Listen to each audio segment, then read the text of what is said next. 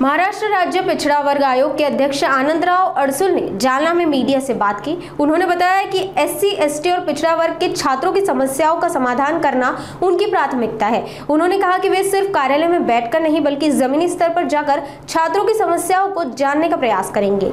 मी अनुसूचित जाती आणि जमाती हा जो आयोग आहे महाराष्ट्राचा त्याचा अध्यक्ष आहे आणि त्यामुळे अनेक जिल्ह्यामध्ये मी दौरे करून तिथली परिस्थिती काय आहे, मागासवर्गीय विद्यार्थ्यांची राहण्याची सोय, खाण्याची सोय, शिक्षणाची सोय, त्याचबरोबर इतर मागासवर्गीय जी काही मंडळी आहेत जी आर्थिकदृष्ट्या दुर्बल आहेत त्यांच्यासाठी ज्या योजना आहेत त्या राबवल्या जातात की नाही ही सगळी पाहणी करणं, माहिती घेणं, योग्य त्या सूचना देणं हे करण्यासाठी खऱ्या अर्थाने हा माझा दौरा आहे।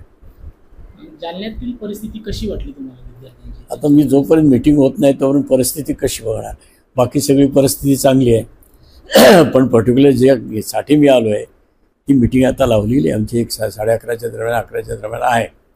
तिथला आढावा घेतल्यानंतर याविषयी मी बोलू शकेन।